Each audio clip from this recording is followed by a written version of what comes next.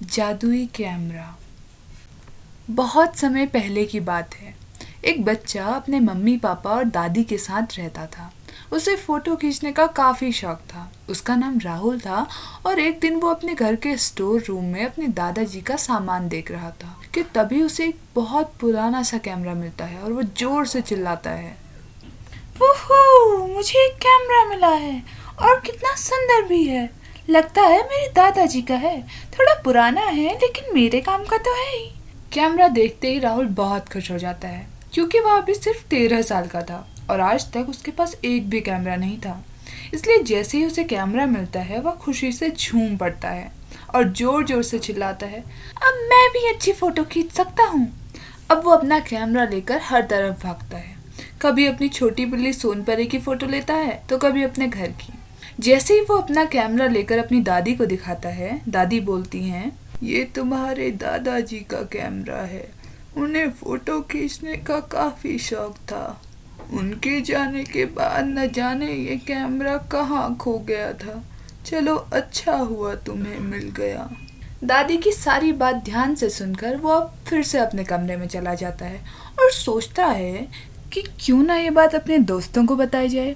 इतना सोचकर वो अपनी मम्मी से बोलता है, क्या मैं अपने दोस्तों से बात कर सकता हूँ? मुझे उन्हें अपने कैमरे के बारे में बताना है।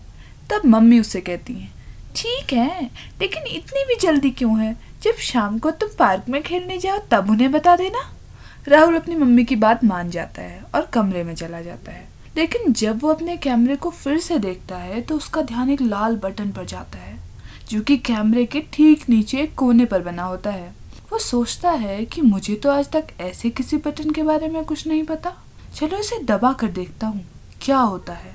जैसे ही राहुल उस बटन को दबाता है तो कैमरे से एक बहुत हल्की सी आवाज आती है, हेलो राहुल। राहुल को समझ में नहीं आता कि वो अब क्या करे और वो डर के मारे कैमरे को वहीं टेबल पर छोड़कर अपनी माँ के पास जाता है और बोलता है, माँ वो कैमरा बोलता है। माँ हंसकर बोलती है, मुझे बहुत काम है, मजाक मत करो और अपना होमवर्क करो। मम्मी से डांट खाने के बाद वो अपने कैमरे में वापस जाता है और दूर से छुपकर उस कैमरे को देखता है। कैमरा कुछ नहीं बोल रहा था।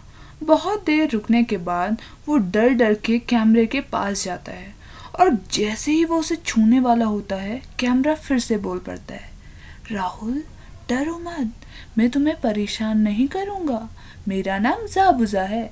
ये नाम तुम्हारे दादाजी ने मुझे दिया था क्योंकि वो भी मुझे सुन सकते थे। मुझे सिर्फ कुछ लोग ही सुन सकते हैं और तुम उनमें से एक हो। मुझसे डरो मत, मैं तुम्हारा दोस्त हूँ। ये सब बातें सुनकर राहुल को थोड़ा अच्छा लगता है।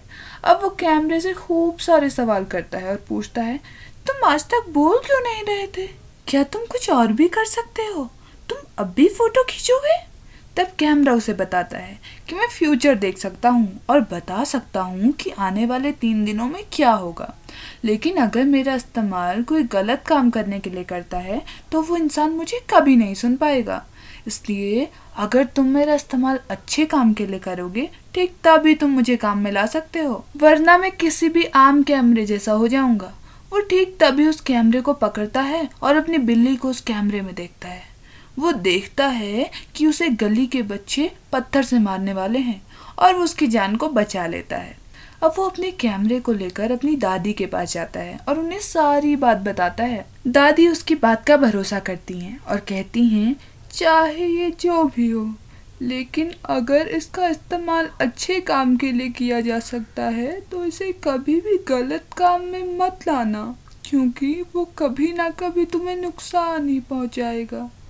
राहुल कैमरे का इस्तेमाल लोगों की मदद करने में करता है। वो फोटो खींचता है और कैमरे से पूछता है कि क्या कुछ बुरा होने वाला है। अगर हाँ तो वो लोगों को वो काम करने से रोक लेता है जिससे लोगों की जान बच जाती है। एक दिन वो अपने कैमरे के पास ही बैठा होता है कि तभी वो ज़ाबुज़ा से पूछता है, मैं लोगों की मदद तो कर रहा हूँ लेकिन मैं फिर भी उतने लोगों की मदद नहीं कर पा रहा हूँ जितने लोगों की मदद मैं कर सकता हूँ। शायद कोई ऐसा रास्ता हो जिसकी मदद से मैं ऐसा कर पाऊँ। ज़ाबुज़ा, क्या तुम मेरी मदद कर सकते हो? तब ज़ाबुज़ा जवाब देता है, हाँ, अगर मेरे कैमरे के लेंस से एक चश्मा बनाया जाए तो उसकी मदद से तुम हमेशा फ्यूचर देख सकते हो। राहुल समझ जाता है कि उसे क्या करना है और वो मार्केट से एक चश्मे का फ्रेम लाता है और अपने कैमरे का लेंस उसके आकार का बनाकर चश्मे में फिट कर देता है। अब उसे पहनकर वो जहाँ भी जाता था उसे फ्यूचर दिखता था और अगर उसे पता चलता कि कुछ बुरा होने वाला है तो वो लोगों की मदद करता और ऐसे ही धीरे धीरे वो एक बहुत बड़ा सुपर हीरो बन गया। लेकिन एक दिन लोगों की मदद करते हुए उसके चश्मे का लेंस टूट गया।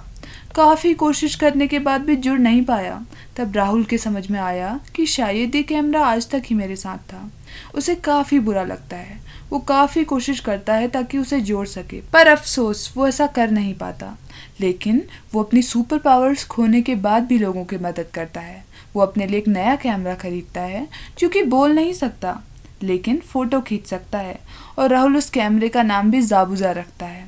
उसे जाबुजा की बहुत याद आती है क्योंकि वो सिर्फ एक कैमरा नहीं था बल्कि उसका बहुत अच्छा दोस्त भी था। अब राहुल जब बड़ा हो जाता है तो वो काफी सारे स्कूल्स खोलता है जहाँ पे वो छोटे छोटे बच्चों को ईमानदारी और हर किसी की मदद करने के लिए काफी सारे लेसन सिखाता है। और लोगों ने राहुल को अपना सुपर हीरो इसलिए नहीं माना था क्योंकि उसके पास एक बोलता हुआ कैमरा था, बल्कि लोगों ने उसके मन की सच्चाई को देखकर उसे अपना सुपर हीरो माना था।